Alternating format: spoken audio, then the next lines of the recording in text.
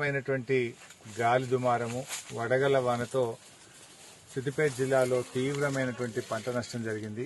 ముఖ్యంగా సిద్దిపేట నియోజకవర్గంలో దాదాపు 1800 ఎకరాల్లో మామిడి తోటలు పూర్తిగా రాలిపోయాయి. ముఖ్యంగా రైతుల బాధ చూస్తూ ఉంటే కడుపు తరక్కపోతా ఉంది. రైతులైతే అసలు మా జీవితంలో ఇంత పెద్ద ఎత్తున గాలి దుమారం ఎప్పుడు చూడలేదు, అసలు ఇంత వేగంగా గాలి రావడం గాని, ఇంత స్పీడ్గా అసలు మనుషులే కొట్టుకుపోయేంత వేగంగా గాలి రావడంతో ఒక్క కాయ కూడా మిగలలేదు. దాదాపు 90% కాయలు రాలిపోయినాయని చెప్పి రైతులంతా కూడా చాలా బాధలో ఉన్నారు. ముఖ్యంగా వ్యవసాయ శాఖ, హార్టికల్చర్ శాఖ, రెవెన్యూ డిపార్ట్మెంట్ అధికారులందరినీ కూడా కోరాం. తక్షణమే ఎన్యూమరేషన్ చేసి రైతులకు ఇన్పుట్ సబ్సిడీ కింద సహాయం అందించాలని, రైతుల్ని ఆదుకోవాలని చెప్పి కోరడం జరిగింది. నేను గౌరవ ముఖ్యమంత్రి గారిని కూడా కోరుతా ఉన్నా, మీరు రైతుల పక్షాన వెంటనే స్పందించండి, రైతుల్ని ఆదుకోండి. ఎందుకంటే ఈసారి ఏమో ప్రకృతి పగబట్టినట్టే అయింది.